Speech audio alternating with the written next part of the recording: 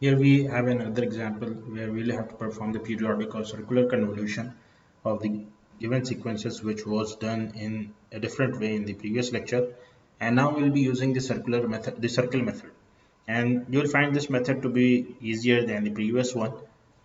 So we have sequences given as x1n, which is 2, 1, 2, 1, and an arrow marked between below 2, which means that this is the point corresponding to x1, 0.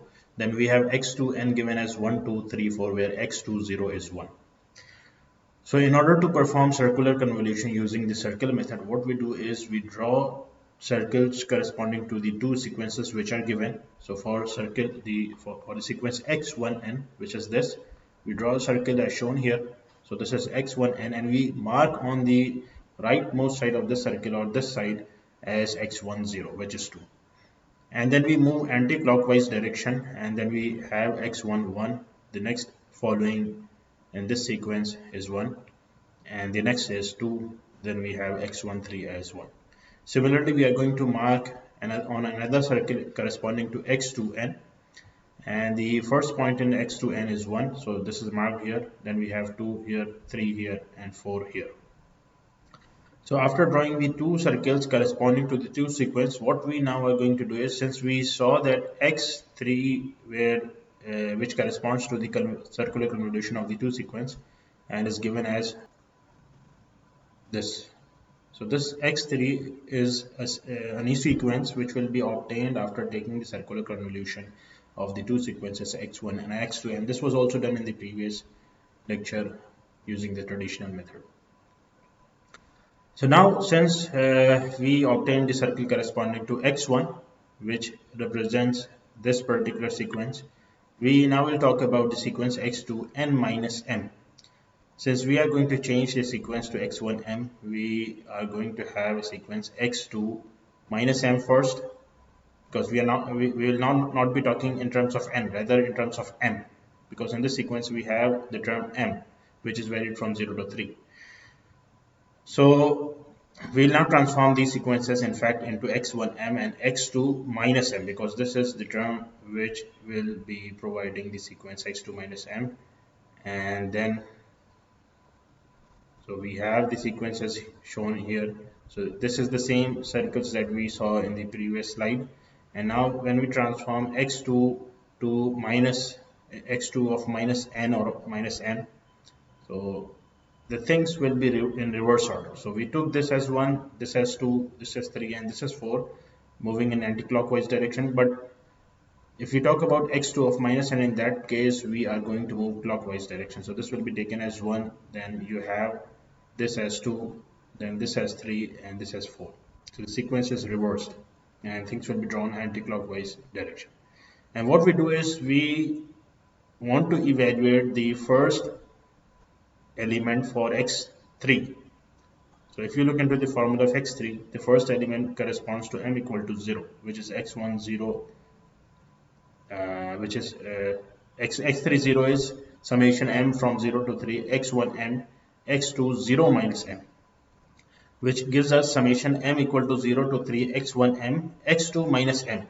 So we obtain x2 minus m here and x1 m here. So in fact they are written in terms of n, so they have the same meaning. It should be written in terms of n, because n is given in the formula of x3n. So there is a slight correction that should be written in terms of m, not n.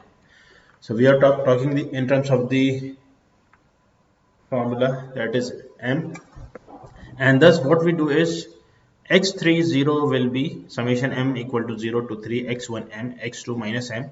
So we have x1m here, x2 minus m here, and what we do is we multiply the corresponding elements on each side of these two circles and sum them up.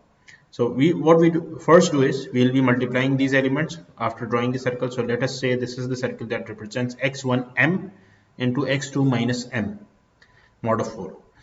So if you have this element 1, this will be multiplied by 2, you get this as 2. Then you have another element 1 multiplied by 4, sorry, this element multiplied by this element 4, you get this as 4. This 2 multiplied by 3 gives you 6, and this element 1 multiplied by 2 gives you 2. So this is the product sequence. while x2 minus n is said to be the folded sequence in reversed order. Now in the next sequence, in the next step, what we do is we are going to shift, or in other terms, because when we talk in the previous lecture we were shifting the signal, but here the thing which is the easiest part of this circle method is you will in fact have to rotate the circle by 1 unit each time when you change the value of the m. So we have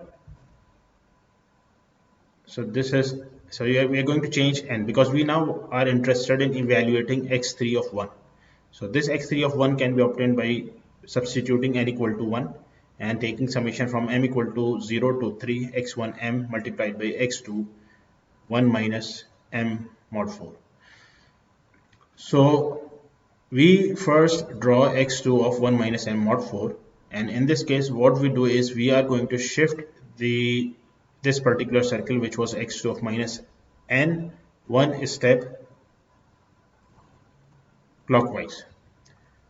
So if you see, this is 1 4 3 2. If we shift the sequence one step clockwise, anti-clockwise, sorry, this will be shifted anti-clockwise, so you will get this one. Oh, in this case, so the 1 is written here, then you have this 4 written here, then you have this particular 3 shifted anti-clockwise written here, then you have this particular 2 is written here. So this is the folded sequence that is obtained after rotating by 1 unit in time. And now what we do is we want to evaluate x1n multiplied by x2 1 minus n. So we are going to look into this circle and this circle. So we have this as 1, this 1 will be multiplied by this 1, so we get this as 1. And again this is 2, this 2 will be multiplied by this 2, this gives 4. This 1 will be this for x1, and we have this x13 as 1 will be multiplied by x2 of 2 as 3, which is 3. And then we have 2 multiplied by 4 as 8. So this is the next element that we are going to obtain for x3n. In fact, after obtaining the product sequence, the next step is to add them all. So what we get is 2 plus 4 plus 6 plus 2. So which gives us 14. So 14 is the element that corresponds to x30. Likewise, if we are talking about x31, the product that we obtain is written here. The sum is 4 plus 3 plus 8 plus 1. So this is 7 plus 8 and 16. So x3 of 1 is 16.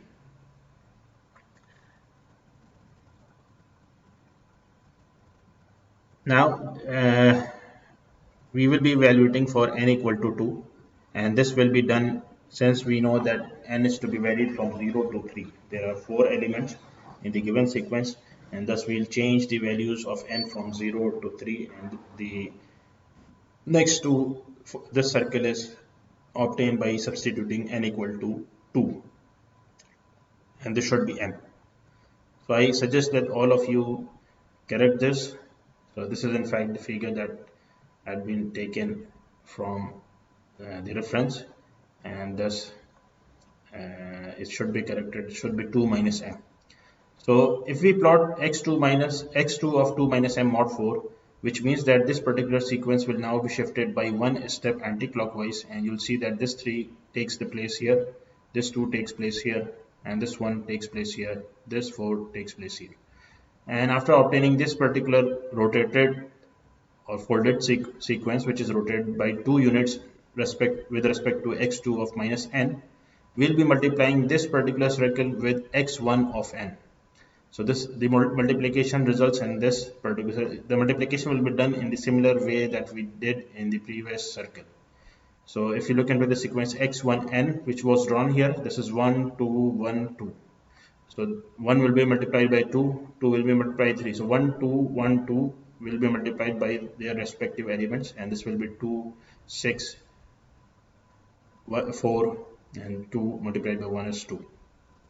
And then we'll add all these elements in order to obtain the third point of the sequence x3n, which will be 14 again. And finally we obtain the fourth point by rotating the folded sequence one step ahead of the previous x2 to minus n, or 3 steps with respect to x2 of minus n mod 4. So we obtain this particular circle. We have this element as 4, this as 3, this one as 2, and this is 1. We multiply this by the circle x1n. So what we get is this particular circle, which corresponds to x of 3 n, x3 of 3. So in order to obtain x3 of 3, what we do is we are going to sum all these elements. So this will be 9 plus 4 plus 3, 16.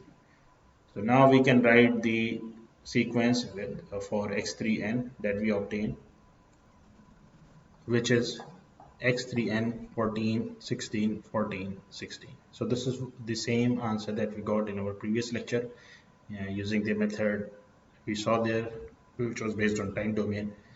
So if you are being asked in the exam to obtain the circular convolution or periodic convolution and the method is not mentioned, then it's all up to you that you can use that method or this method, whichever you feel comfortable with. But if it is specified to use a particular method, then you are supposed to solve this problem using that the method that had been mentioned in the question. So if you have any queries or doubts, you can post me. So and you can send me your questions on my email ID given below, or you can post on the Google Classroom privately.